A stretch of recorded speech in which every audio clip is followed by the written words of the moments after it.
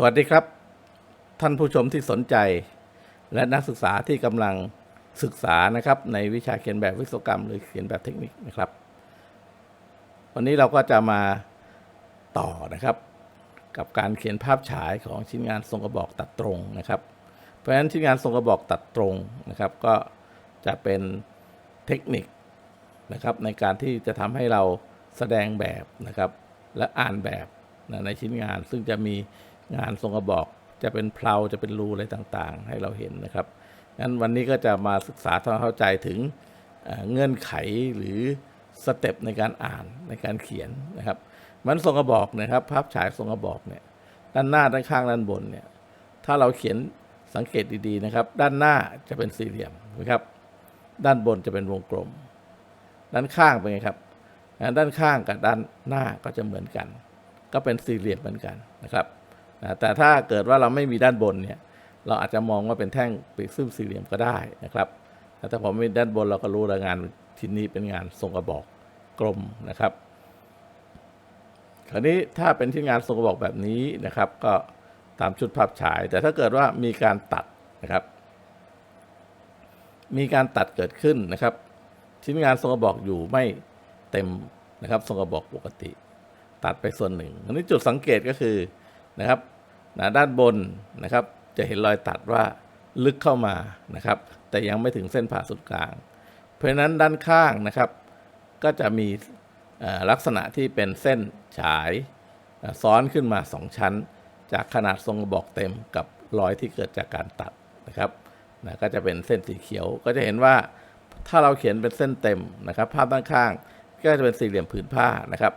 และมีเส้นตัดนะครับเป็นสี่เหลี่ยมผืนผ้าอีกชั้นหนึ่งเพราะฉะนั้นลักษณะนี้นะครับก็จะเป็นชิ้นงานที่เราเห็นนะครับว่ามีรอยตัดขึ้นมาอันนี้รอยตัดสี่เหลี่ยมผืนผ้าเล็กนะครับถ้าเราจะทราบนะครับในภาพฉายว่าสี่เหลี่ยมผืนผ้าเล็กนั้นคืออะไรนะครับเราก็เขียนเส้นทแยงมุมให้ความแตกต่างว่าอันนี้เป็นพื้นเรียบนะครับพื้นราบพื้นเรียบส่วนที่เหลือก็คือเป็นพื้นโค้งนะครับเพราะฉะนั้นเราก็จะเห็นว่าเราเขียนชิ้นงานนะครับผิวงานตรงนั้นที่เป็นพื้นที่ราบเราเขียนเส้นทแยงมุมด้วยเส้นเต็มบางนะครับแสดงไว้เพราะฉะนั้นอันนี้ก็เป็นชุดภาพฉายของทรงกระบอกที่ถูกตัดคราวนี้ตำแหน่งการตัดก็จะมีผลกับภาพด้านข้างที่เปลี่ยนไปนี่ตัดถึงตรงกลางเลยงั้นเส้นฉายไปที่ภาพด้านข้างก็จะมีอยู่คู่เดียวก็คือคู่ของความโตนะครับพื้นที่สี่เหลี่ยมผืนผ้าเล็กข้างในก็จะหายไปนะครับก็จะเป็นสี่เหลี่ยมผืนผ้านะครับโตเท่ากับทรงกระบอกนะครับโตเท่ากับทรงกระบอกเพราะฉะนั้นอันนี้เราก็เขียนเส้นทแยงมุมให้เห็นว่าไอ้นี่เป็นพื้นราบนะครับเป็นพื้นราบเพื่ออ่านได้เข้าใจง่ายนะครับถ้าเกิดเป็นพื้นราบแล้วเราไม่ใส่เส้นทแยงมุมไว้นะครับถามว่าเข้าใจได้ไหมก็เข้าใจได้เพราะดูด้านหน้ากับด้านบนประกอบแต่โดยหลักการเพื่อให้สะดวกนะครับในการอ่านพื้นที่ราบที่มันไปปนกับส่วนโค้งเขาจะเขียนเส้นทแยงมุมด้วยเส้นเต็มบางไว้นะครับอันนี้ต่อมานะครับรอยตัดถูกตัดเลยจุดศูนย์กลางขึ้นมาเลยเส้นผ่าศูนย์กลางเข้ามาเมื่อเราดูด้านหน้าและด้านบนเราจะเห็นว่าส่วนโค้งของหน้าตัดที่เป็นทรงกระบอกจะเหลือแค่เสี้ยวเดียวนะครับเพราะฉะนั้นพื้นที่ด้านหน้าก็จะแคบลงมาเพราะฉะนั้นถามว่าด้านข้างเป็นไงพื้นข้างก็จะเหลือพื้นที่ผืนผ้านะครับผืนเดียวไม่มีซ้อนเหมือนกันแต่ขนาดจะเล็กลงนะครับเล็กลงกว่าตัดตรงกลางถ้าตัดตรงกลางนี่จะเท่ากับทรงกระบอกพอเลยมาเนี่ยจะเล็กลงเพราะฉะนั้นอันนี้เป็นหลักการที่เราเวลาจะฉายภาพนะครับว่าเราจะฉายแบบเห็นพื้นที่สี่เหลี่ยมผืนผ้า2ชั้นความโตทรงกระบอกยังอยู่หรือพื้นที่สี่เหลี่ยมผืนผ้าผืนเดียวตรงความโตทรงกระบอกหรือพื้นที่ผืนผ้านะครับผืนเดียวเล็กกว่าขนาดทรงกระบอกเพราะเราตัดเลยเส้นผ่าศูนย์กลางหรือจุดศูนย์กลาง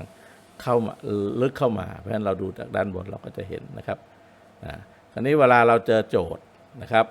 โจทย์เนี่ยก็จะมีรอยตัดเนี่ยนะครับหลายตำแหน่งนะครับคราวนี้เวลาเราเริ่มฉายเราก็ต้องไล่ดูว่ารอยตัดไหนอยู่ตำแหน่งก่อนเส้นผ่าศูนย์กลางหรือตำแหน่งเส้นผ่าศูนย์กลางหรือเลยเส้นผ่าศูนย์กลางเข้ามาเพราะขนาดของพื้นที่ที่ปรากฏก็จะต่างกันไปเพราะฉะนั้นด้านหน้าจะมองเห็นว่ามันเป็นขั้นบันไดนะครับด้านบนก็มีอยู่4พื้นที่นะครับเพราะฉะนั้นเราก็ หาด้านข้างนะครับโดยฉายไปนะครับเพราะฉะนั้นด้านข้างนะครับฉายไปที่เกิดจากรอยตัดนะครับหาได้จากภาพด้านหน้าและด้านบนประกอบกันแล้วก็ค่อยฉายไปนะครับรอยตัดที่1นะครับบนสุดเนี่ยตัดเลยเส้นผ่าศูนย์กลางเข้ามาทางขวามือมันทำให้ขนาดโตสุดของทรงกระบอกเนี่ยหายไปนั่นจะเกิดรอยตัดแบบนี้นะครับแต่เรารู้แล้วนะครับว่าข้างบนรอยตัดบนเนี่ยนะครับความโตทรงกระบอกจะลดลงนะครับจะลดลงเพราะฉะนั้นก็จะลดเข้ามาต่อมานะครับรอยตัดตำแหน่งต่อมานะครับตัดตรงกลางของทรงกระบอกพอดีเพราะฉะนั้นนี่รอยตัดก็คือจะพาดผ่านนะครับทรงกระบอกเลยนะครับแล้วก็ไม่มีสี่เหลี่ยมผืนผ้าซ้อนด้วยนะครับอันนี้เพราะว่าตัดตำแหน่งตรงกลางความโตเท่ากับทรงกระบอกพอดีนะครับส่วนรอยตัดถัดมานะครับรอยตัดที่3นะครับก็ฉายมาอันนี้นะครับตัดก่อนถึงเส้นผ่าศูนย์กลางถ้าเราดูจากด้านหน้าแล้วก็ด้านบนเห็นว่าตรงนี้ต้องมีพื้นที่สี่เหลี่ยมผืนผ้าซ้อนกันเพราะความโตทรงกระบอกยังอยู่นะครับแล้วเกิดรอยตัดขึ้นมาเพราะฉะนั้นทรงกระบอกกับพื้นที่ตรงนี้ก็ซ้อนกันนะครับแต่เราจะเน้นให้เห็นความแตกต่างชัดเจนขึ้นนะครับก็คือเราก็จะใส่เส้นทะแยงมุมนะส่วนล่างสุดอันนี้ไม่ได้ถูกตัดเพราะฉะนั้นเส้นทะแยงมุมเราก็จะไม่ต้องใส่นะครับอันนี้คือหลักการให้เราเห็นว่าการเขียนทรงกระบอกตัดตรงเนี่ยนะครับวิธีการที่จะนำเสนอหรือวิธีการแสดงในชุดภาพฉายเนี่ยจะต้องไล่เช็คไล่ตรวจสอบได้นะครับว่าตัดตำแหน่งไหนเกิดพื้นที่อย่างไรนะครับคราวนี้ถ้าชิ้นงานเป็นทรงกระบอกต่างขนาดกันนะครับเกิดรอยตัดเราลองดูนะครับเกิดรอยตัดขึ้นมาแบบนี้นะครับทรงกระบอกเล็กนี่ตัดยาวมาตลอดจนกระทั่งมากินตรงทรงกระบอกใหญ่ที่ฐานนะครับเพราะฉะนั้นภาพด้านข้างจะเป็นอย่างไรเมื่อเราก็ฉายนะครับค่อยๆไล่ฉายทีละตำแหน่งเราดูนะครับตอนนี้ตำแหน่งบนนะครับรอยตัดลงมาจากทรงกระบอกเล็กถึงทรงกระบอกใหญ่เลยนะครับแล้วเราก็ฉายมาได้ระดับตรงนี้นะครับนี้ทรงกระบอกใหญ่ไล่ทีละส่วนนะครับทรงกระบอกเล็กเกิดสี่เหลี่ยมผืนผ้าซ้อนขึ้นมานะครับทรงกระบอกเล็กเนี่ยนะครับจะมีผืนผ้าซ้อนขึ้นมา2ชั้นทรงกระบอกใหญ่นะครับเราก็ฉายจากทรงกระบอกใหญ่ก็จะเกิดเหมือนกันนะครับแต่ว่าความกว้างก็จะกว้างกว่านะครับกว้างกว่าทรงกระบอกเล็กนะครับเพราะฉะนั้นก็จะกว้างขึ้นมาโอเคนะครับคราวนี้เราลองดูที่ว่าถูกหรือยังตอนนี้ครบถ้วนหรือยังเราลองดูนะครับแน่นอนนะเมื่อเราตัดลงมาตรงๆเนี่ยเนื้อนะครับระหว่างทรงบอกเล็กกับทรงบอกใหญ่ก็จะเกิดเป็นพื้นที่ราบนะครับเกิดพื้นที่ราบแล้วมีอะไรอีก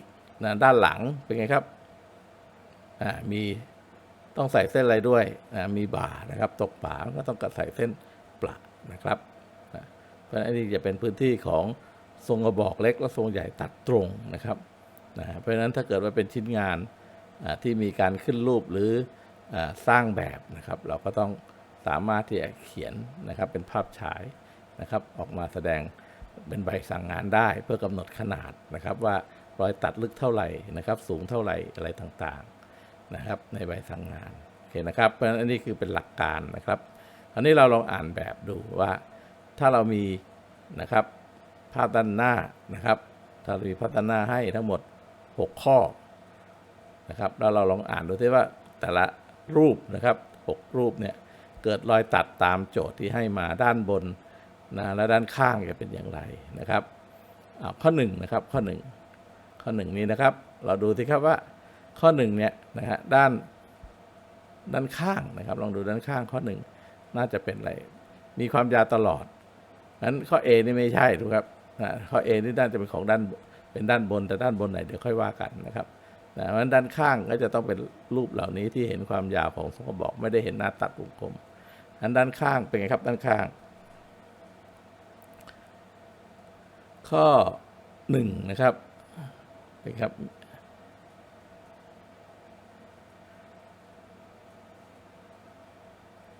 ตัดหายไปครึ่งหนึ่งนะถูกไหมข้างล่างนี้ถูกตัดแน่นะครับเพราะหายไปครึ่งหนึ่งที่เรารู้หายไปครึ่งเพราะอะไรฮะไม่เกิดเส้นสี่เหลี่ยมผืนผ้าซ้อนกันมันหายไปครึ่งหนึ่งพอเราพลิกมาอันนี้ไม่ใช่แหละนะครับสีไม่ใช่อันนี้ไงฮะอันนี้ก็ไม่ใช่นะครับ F มาดูนะครับ เห็นไหมฮะถ้าเรามองด้านข้างซ้ายมาด้านข้างซ้ายนะครับอันนี้เป็นภาพด้านข้างซ้ายนะครับด้านข้างซ้ายมาก็จะมีที่เป็นลักษณะเหมือนสระอา C นี่ไม่ใช่นะครับเพราะอันนี้มีรายละเอียดเพิ่มมาข้างหลังนี้ด้วยถูกไหมครับอันนี้ไม่ใช่นะครับนะเพราะว่าอันนี้ฮะมีรอยตัดอันนี้เกิดขึ้นมาไม่ใช่เหมือนสระอาอันนี้ก็ไม่ใช่นะครับรอยตัดเพราะฉะนั้นก็เป็นไงฮะข้างๆก็จะเป็นสระอาแล้วก็มีตรงนี้เราวัดดูนะฮะตรงนี้สั้นกว่าด้านนี้เพราะฉะนั้นก็เกิดการเฉือนตัดไปส่วนหนึ่งเพราะฉะนั้นก็จะเป็นข้อ L ถูกไหมครับต่อมาด้านบนได้ L แล้วด้านบนเป็นไงพลิกงานลงมาพลิกงานคว่ำลงมานะครับเป็นข้ออะไรครับพลิกงานคว่ำลงมาเจออะไรไหมครับอันนี้พลิกงานคว่ำลงมาอันนี้ตัดออกบากนิดนึงอันนี้ตัดเข้าไปตรงกลางนั่นก็จะเป็นข้ออันนี้ข้อ M ก่อนนะครับข้อ2ทำด้านข้างให้หมดก่อนก็ได้ครับก็จะเป็นข้อ M นะครับด้าน2ก็จะเป็นข้อ M นะครับต่อมานะครับข้อ3เป็นข้ออะไรครับข้อ3นะครับเป็นชิ้นงานเห็นด้านหน้าแบบนี้นะครับแล้วก็ตรงนี้มีเส้นประมันก็จะเป็นไปได้ว่ามีร่องมีบ่านะครับที่ถูกบังถูกไหมครับอันนี้ข้อ3อันนี้จะใกล้เคียงไหมครับข้อเจฮะใช่เจไหมข้อ3ลองดูดิอันนี้แต่อันนี้น่าจะเป็นด้านบนนะครับไม่ใช่ด้านข้างอันนี้น่าจะเป็นด้านบนถูกไหมครับมันด้านข้างก็น่าจะเป็นอะไรด้านข้างก็น่าจะเป็นอะไรพลิกมาอยู่กว่าเจอไหมครับอันนี้ไหมฮะมาบากของข้างคือข้ออะไรครับ F ใช่ไหมคือข้อ F ต่อมาข้อ4บากบนบากล่างนะครับด้านข้างจะเป็นไงครับบากบนบากล่างบนก็อยู่ส่วนบนแหว่งไปครับบนก็ส่วนบนแหว่งไปนะครับล่างก็แหว่งด้วยถูกไหมครับดูสิครับพอมองด้านที่แหว่งทั้งสองข้าง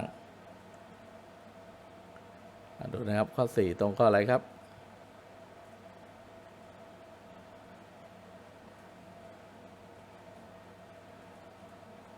บนเนี่ยแหว่งทั้งข้างแบ่ง4ด้านเลยนะครับแบ่ง4ด้านนะครับแล้วข้างนี้ข้างล่างนี่ก็ตัดเพราะฉะนั้นน่าจะข้อเคไหมครับดูนะได้ไหมครับอันนี้บาก4แนวเลยถูกไหมด้านนี้แล้วก็ด้านหน้าด้านนี้แล้วก็ด้านหลังถูกไหมครับ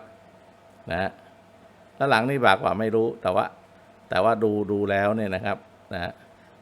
ที่จะหาข้อที่มาได้เนี่ยก็คือข้อ K ถูกไหมครับคือข้อ K เพราะว่าปาก4ด้านดูแนวบนนะครับดูแนวบน4ด้านเพราะฉะนั้นนี่คือข้อ K ใช่ไหมฮะ K ต่อมาข้อ5อันนี้มีเส้นปะมีเส้นปะเส้นปะเกิดจากอะไรนะครับมีรอยบากตรงนี้นี่บากกี่ด้านนะครับเราลองดูนะครับเวลาดูบากอันนี้แล้วพอเรามองด้านข้างซ้ายเข้ามารูปน่าจะเป็นอย่างไรน่าจะสอดคล้องกันไหนนะครับมีเส้นประด้วยนะครับเราดูนะครับเข้ามานี่นะครับข้อ5นะ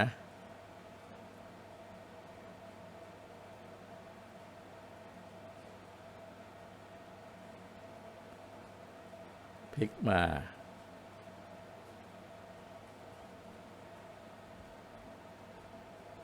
ได้ไหมครับ ครึ่งหนึ่งนะครับบีลองดูนะหาพลิกมาตะแคงแล้วตอนนี้มองครึ่งทำให้เกิดเป็นเส้นประแล้วสองข้างนี่ก็แหว่งด้านล่างนี่แหว่งสองข้างนะครับแหว่งสองข้างแต่นี่คือเส้นประนี่เกิดจากข้างบนตัดมาครึ่งหนึ่งนะครับต่อมาดูข้อ6นะครับเป็นรูปเหมือนตัวยู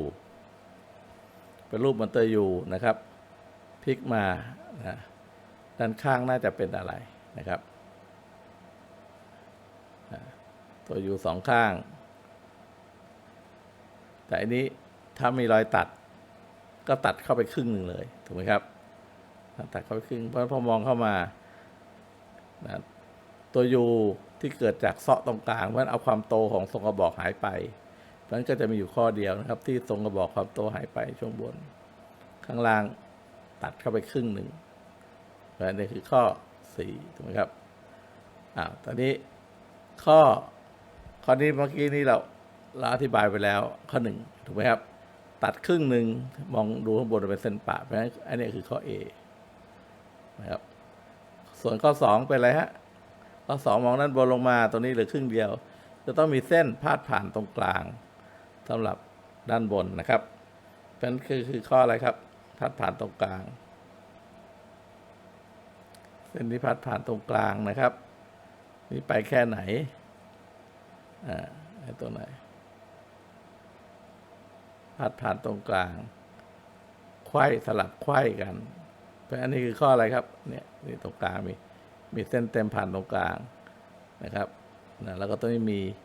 มีเต็มแต่ปรากฏว่าเหมือนครึ่งหนึ่งไขว้กันนั่นก็คือข้อ H ถูกไหมครับต่อมาข้อ3นะครับข้อ3นะครับด้านหน้า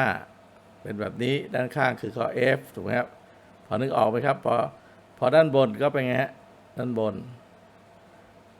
นี่พลิกลงมาข้อ J ไหมครับถูกไหมฮะข้อ J ต่อมานะครับข้อ4ตัด